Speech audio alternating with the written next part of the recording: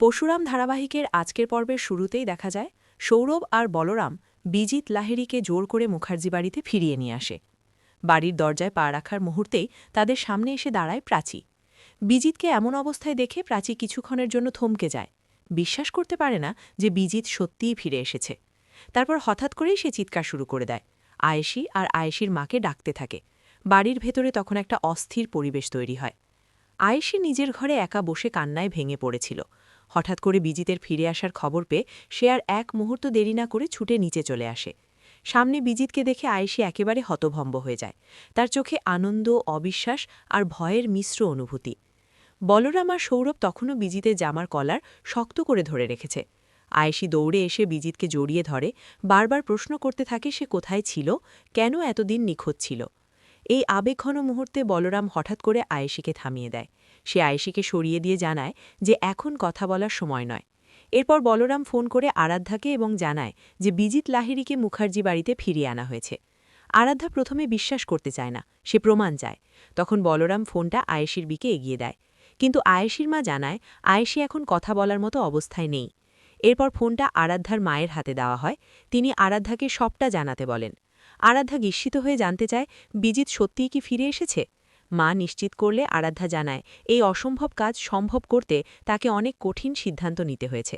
সব কথা সে পরে বলবে। আপাতত সে সবাইকে মুখার্জি বাড়িতে আসতে বলে ফোন কেটে দেয়। বলরাম আর সৌরভ বেরিয়ে যাওয়ার প্রস্তুতি নিতেই হঠাৎ পরিস্থিতি আবার উত্তপ্ত হয়ে ওঠে। বিজিত হঠাৎ করে সৌরভের দিকে ঝাঁপিয়ে পড়ে এবং সজোরে ঘুষি মারে। সৌরভ রাগে নিজের পকেট থেকে চেম্বার বের করে বিজিতের দিকে তাক করে ধরে। কিন্তু বলরাম সঙ্গে সঙ্গে তাকে থামিয়ে দেয়, কারণ তারা জানে লাট্টু আর পিকু এখনও কাবিরের হাতে বন্দী। এই অবস্থায় কোনো ভুল পদক্ষেপ মারাত্মক বিপদ ডেকে আনতে পারে। এর মধ্যেই বিজিত বলরামকে ধাক্কা দেয়। বলরামের ভিতরে আগুন জ্বলতে থাকে। ইচ্ছে করে এখানেই বিজিতকে শেষ করে দিতে, কিন্তু বাস্তব পরিস্থিতি তাদের হাত বেঁধে রেখেছে। যতক্ষণ না লাট্টু আর পিকুকে উদ্ধার করা যাচ্ছে ততক্ষণ তারা কিছুই করতে পারবে না। বিজিত তখন আয়েশির মায়ের দিকেও তেড়ে যায় এবং হুমকি দেয় যে ৩ দিনের মধ্যেই তাদের মৃতদেহ চৌরাস্তায় পাওয়া যাবে। এই কথা শুনে সৌরভ রাগে ফেটে পড়লেও বলরামের কথাই নিজেকে সামলে নেয়। অবশেষে তারা সেখান থেকে চলে যায়। অন্যদিকে আরাধ্যা লাট্টু আর পিকুকে নিয়ে তরিনের কাছে যাওয়ার জন্য বেরোতেই কাবির আর তার লোকজন এসে পথ আটকে দাঁড়ায়। কাবির স্পষ্ট জানিয়ে দেয় যে বাচ্চারা কোথাও যাবে না। আরাধ্যা তাকে মনে করিয়ে দেয় যে বিজিতকে বাড়ি ফিরিয়ে দেওয়ার বদলে কাবির কথা দিয়েছিল বাচ্চাদের ছেড়ে দেবে। কিন্তু কাবির তার কথা থেকে সরে যায় এবং জানায় বাচ্চাদের অন্য জায়গায় সরিয়ে দেওয়া হবে। এই কথা শুনে আরাধ্যার রাগে ফেটে পড়ে। সে কাবিরকে চড় মারে এবং বলে অন্যায় করতে করতে সে পুরোপুরি একজন অপরাধীতে পরিণত হয়েছে। আরাধ্যা অনুরোধ করে কাবির যেন আর কোনো অন্যায় না করে, কিন্তু কাবির তার লোকদের নির্দেশ দেয় লাট্টু আর পিকুর চোখ বেঁধে নিয়ে যেতে। ঠিক সেই সময়েই সেখানে হাজির হয় পরশুরাম। নিজের পরিচিত ডায়ালগে সে জানায় যে সাধারণ মানুষের হাতিয়ারও অন্যায়ের বিরুদ্ধে লড়াই করতে পারে। মুহূর্তের মধ্যেই সে একের একে কাবিরের সব গুন্ডাকে মারধর করে মাটিতে ফেলে দেয়। এরপর কাবিরের পালা আসে। পরশুরামের আঘাতে কাবির মাটিতে লুটিয়ে পড়ে। পরশুরাম চেম্বার বের করে পরিস্থিতি নিজের নিয়ন্ত্রণে নিয়ে নেয়। আরাধ্যা হাত জোর করে অনুরোধ করে কাবিরের কোনো ক্ষতি না করতে। পরশুরাম তাকে আশ্বস্ত করে বলে সে কথা দিলে রাখে। সে আরাধ্যাকে নির্দেশ দেয় লাট্টু আর পিকুকে তাদের মায়ের কাছে পৌঁছে দিতে। পরশুরামের চোখের দিকে তাকিয়ে আরাধ্যা বুঝে যায় সে ভরসা রাখতে পারে, তাই সে বাচ্চাদের নিয়ে সেখান থেকে চলে যায়। এরপর পরশুরাম বলরামকে ফোন করে জানায় কর্ণ চ্যাটার্জির বাড়িতে পরিস্থিতি সামাল দেওয়া হয়েছে। বলরাম সঙ্গে সঙ্গে সেখানে যাওয়ার প্রস্তুতি নেয়। অন্যদিকে আরাধ্যা লাট্টু আর পিকুকে নিয়ে তরিনের কাছে পৌঁছায়। তনি দীর্ঘ সময় না খেয়ে দুর্বল হয়ে পড়েছিল। বাচ্চাদের দেখে সে আবেগে ভেঙে পড়ে। মা আর সন্তানদের এই মিলন দৃশ্য সবাইকে আবেগাপ্লুত করে তোলে। ঠিক তখনই সেখানে আসে শিবপ্রসাদ গাঙ্গুলি, যিনি আসলে পরশুরাম। তিনি হাসি মুখে খাবার নিয়ে এসে নিজ হাতে বাচ্চাদের খাইয়ে দেন। সবাই অবাক হয়ে যায় একই মানুষের ভেতরে এতগুলো রূপ কিভাবে সম্ভব। অন্যদিকে বলরাম আর সৌরভ কাবিরের লোকজনকে ধরে নিয়ে যায়, কিন্তু কাবিরকে ছেড়ে দেওয়া হয়।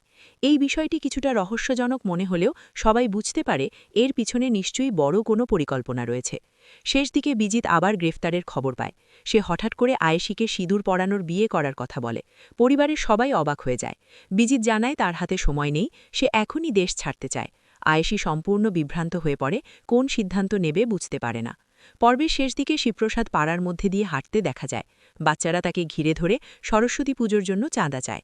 শিবপ্রসাদ হাসি মুখে তাদের সঙ্গে কথা বলে। এরপর লহরী ম্যাম এসে স্কুলে হুমকির কথা জানায়। লহরীর ভয় স্পষ্ট, কিন্তু শিবপ্রসাদ তাকে আশ্বস্ত করে বলে সরস্বতী পুজো হবেই এবং নিরাপত্তার দায়িত্ব সে নিজে নেবে। পরশুরাম ধারাবাহিকের এই পর্বের শুরুতেই দেখা যায় এক অদ্ভুত টানটান পরিস্থিতি। সৌরভ আর বলরাম বিজিত লাহিড়ীকে সঙ্গে করে মুখার্জি বাড়ির সামনে এসে দাঁড়ায়। বিজিতকে এভাবে ফিরিয়ে আনা হয়েছে এটা কেউ কল্পনাও করেনি। বাড়ির দরজায় পা রাখতেই প্রাচীর চোখে পড়ে যায় বিজিতের মুখ। কেউ কয়েক মুহূর্ত স্থির হয়ে দাঁড়িয়ে থাকে, তারপর হঠাৎ যেন সবকিছু বুঝে ওঠে, চিৎকার করে ওঠে। আয়েশি, আয়েশির মা আর পরিবারের সকলকে ডাকতে থাকে। মুহূর্তের মধ্যেই বাড়ির ভেতরের শান্ত পরিবেশ ভেঙে যায়। উপরের ঘরে আয়েশি তখন একা বসে কান্নায় ভেঙে পড়েছিল। হঠাৎ করে বিজিতের হঠাৎ নিখোঁজ হওয়া, দীর্ঘ অনিশ্চয়তা আর ভয়ের চাপ তাকে ভিতর থেকে ভেঙে দিয়েছিল। প্রাচীর চিৎকার শুনে প্রথমে সে কিছু বুঝতে পারে না, কিন্তু যখন জানতে পারে বিজিত ফিরে এসেছে, তখন আর এক মুহূর্ত দেরি না করে ছুটে নিচে চলে আসে। সিঁড়ি দিয়ে নামতে নামতেই তার বুকের ভিতরে নানা প্রশ্ন আর আবেগ একসঙ্গে আছড়ে পড়ে। সামনে বিজিতকে দেখেই আয়েশি স্তব্ধ হয়ে যায়। তার চোখে জল, মুখে অবিশ্বাস, আবার কোথাও যেন একরাশ স্বস্তি। কিন্তু সেই আনন্দ বেশিক্ষণ স্থায়ী হয় না, কারণ সে দেখে সৌরভ আর বলরাম শক্ত করে বিজিতের জামার কলার ধরে রেখেছে। বিজিতের চেহারাতেও নেই কোনো অনুশোচনা, বরং এক ধরনের অধ্যত্ব স্পষ্ট। আয়েশি দৌড়ে এসে বিজিতকে জড়িয়ে ধরে, কাঁপা গলায় জিজ্ঞেস করে সে কোথায় ছিল, কেন এতদিন কোনো খবর দেয়নি। বিজিত কিছু বলার আগেই বলরাম এগিয়ে আসে। সে আয়েশিকে থামিয়ে দেয় এবং স্পষ্ট জানায় এখন আবেগ দেখানোর সময় নয়, পরিস্থিতি অনেক জটিল এবং বিপজ্জনক। বলরাম সঙ্গে সঙ্গে আরাধ্যাকে ফোন করে জানায় যে বিজিত লাহিড়ীকে তারা মুখার্জি বাড়িতে ফিরিয়ে এনেছে। ফোনের ওপার থেকে আরাধ্যার কণ্ঠে অবিশ্বাস ধরা পড়ে। সে প্রমাণ চাইতে থাকে। তখন বলরাম ফোনটা আয়েশির দিকে এগিয়ে দেয়, কিন্তু আয়েশির মা জানায় আয়েশি এখন কথা বলার মতো অবস্থায় নেই। এরপর ফোনটা আরাধ্যার মায়ের হাতে দেওয়া হয়। তিনি আরাধ্যাকে সবটা জানাতে বলেন। আরাধ্যা বিস্মিত হয়ে জানতে চায় বিজিত সত্যি কি ফিরে এসেছে। মা নিশ্চিত করলে আরাধ্যা জানায় এই অসম্ভব কাজ সম্ভব করতে তাকে অনেক কঠিন সিদ্ধান্ত নিতে হয়েছে। সব কথা সে পরে বলবে। আপাতত সে সবাইকে মুখার্জি বাড়িতে আসতে বলে ফোন কেটে দেয়। এদিকে বলরাম আর সৌরভ বেরিয়ে যাওয়ার প্রস্তুতি নিতেই হঠাৎ পরিস্থিতি আবার উত্তপ্ত হয়ে ওঠে। বিজিত হঠাৎ করে সৌরভের দিকে ঝাঁপিয়ে পড়ে এবং সজোরে ঘুষি মারে। সৌরভ রাগে নিজের পকেট থেকে চেম্বার বের করে বিজিতের দিকে তাক করে ধরে, কিন্তু বলরাম তৎক্ষণাৎ তাকে থামিয়ে দেয়, কারণ তারা জানে লাট্টু আর পিকু এখনও কাবিরের হাতে বন্দী। এই অবস্থায় কোনো ভুল পদক্ষেপ মারাত্মক বিপদ ডেকে আনতে পারে। এর মধ্যেই বিজিত বলরামকে ধাক্কা দেয়। বলরামের ভিতরে আগুন জ্বলতে থাকে, ইচ্ছে করে এখানেই বিজিতকে শেষ করে দিতে, কিন্তু বাস্তব পরিস্থিতি তাদের হাত বেঁধে রেখেছে। যতক্ষণ না লাট্টু আর পিকুকে উদ্ধার করা যাচ্ছে, ততক্ষণ তারা কিছুই করতে পারবে না। বিজিত তখন আয়েশির মায়ের দিকেও তেড়ে যায় এবং হুমকি দেয় যে ৩ দিনের মধ্যেই তাদের মৃতদেহ চৌরাস্তায় পাওয়া যাবে। এই কথা শুনে সৌরভ রাগে ফেটে পড়লেও বলরামের কথায় নিজেকে সামলে নেয়। অবশেষে তারা সেখান থেকে চলে যায়। অন্যদিকে আরাধ্যা লাট্টু আর পিকুকে নিয়ে তরিনের কাছে যাওয়ার জন্য বেরোতেই কাবির আর তার লোকজন এসে পথ আটকে দাঁড়ায়। কাবির স্পষ্ট জানিয়ে দেয় যে বাচ্চারা কোথাও যাবে না। আরাধ্যা তাকে মনে করিয়ে দেয় যে বিজিতকে বাড়ি ফিরিয়ে দেওয়ার বদলে কাবির কথা দিয়েছিল বাচ্চাদের ছেড়ে দেবে, কিন্তু কাবির তার কথা থেকে সরে যায় এবং জানায় বাচ্চাদের অন্য জায়গায় সরিয়ে নেওয়া হবে। এই কথা শুনে আরাধ্যার রাগে ফেটে পড়ে। সে কাবিরকে চড় মারে এবং বলে অন্যায় করতে করতে সে পুরোপুরি একজন অপরাধীতে পরিণত হয়েছে। আরাধ্যা অনুরোধ করে কাবির যেন আর কোনো অন্যায় না করে, কিন্তু কাবির তার লোকদের নির্দেশ দেয় লাট্টু আর পিকুর চোখ বেঁধে নিয়ে যেতে। ঠিক সেই সময়েই সেখানে হাজির হয় পরশুরাম। নিজের পরিচিত ডায়ালগে সে জানায় যে সাধারণ মানুষের হাতিয়ারও অন্যায়ের বিরুদ্ধে লড়াই করতে পারে। মুহূর্তের মধ্যেই সে একে একে কাবিরের সব গুন্ডাকে মারধর করে মাটিতে ফেলে দেয়। এরপর কাবিরের পালা আসে। পরশুরামের আঘাতে কাবির মাটিতে লুটিয়ে পড়ে। পরশুরাম চেম্বার বের করে পরিস্থিতি নিজের নিয়ন্ত্রণে নিয়ে নেয়। আরাধ্যা হাত জোর করে অনুরোধ করে কাবিরের কোনো ক্ষতি না করতে। পরশুরাম তাকে আশ্বস্ত করে বলে সে কথা দিলে রাখে। সে আরাধ্যাকে নির্দেশ দেয় লাট্টু আর পিকুকে তাদের মায়ের কাছে পৌঁছে দিতে। পরশুরামের চোখের দিকে তাকিয়ে আরাধ্যা বুঝে যায় সে ভরসা রাখতে পারে, তাই সে বাচ্চাদের নিয়ে সেখান থেকে চলে যায়। এরপর পরশুরাম বলরামকে ফোন করে জানায় কর্ণ চ্যাটার্জির বাড়িতে পরিস্থিতি সামাল দেওয়া হয়েছে। বলরাম সঙ্গে সঙ্গে সেখানে যাওয়ার প্রস্তুতি নেয়। অন্যদিকে আরাধ্যা লাট্টু আর পিকুকে নিয়ে তরিনের কাছে পৌঁছায়। তনি দীর্ঘ সময় না খেয়ে দুর্বল হয়ে পড়েছিল। বাচ্চাদের দেখে সে আবেগে ভেঙে পড়ে। মা আর সন্তানদের এই মিলন দৃশ্য সবাইকে আবেগ আপ্লুত করে তোলে। ঠিক তখনই সেখানে আসে শিবপ্রসাদ গাঙ্গুলি, যিনি আসলে পরশুরাম। তিনি হাসি মুখে খাবার নিয়ে এসে নিজ হাতে বাচ্চাদের খাইয়ে দেন। সবাই অবাক হয়ে যায় একই মানুষের ভেতরে এতগুলো রূপ কিভাবে সম্ভব।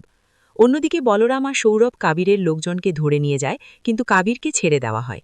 এই বিষয়টি কিছুটা রহস্যজনক মনে হলেও সবাই বুঝতে পারে এর পিছনে নিশ্চয়ই বড় কোনো পরিকল্পনা রয়েছে। শেষ দিকে বিজিত আবার গ্রেফতারের খবর পায়। সে হঠাৎ করে আয়েশিকে সিঁদুর পরানোর বিয়ে করার কথা বলে। পরিবারের সবাই অবাক হয়ে যায়। বিজিত জানায় তার হাতে সময় নেই, সে এখনই দেশ ছাড়তে চায়।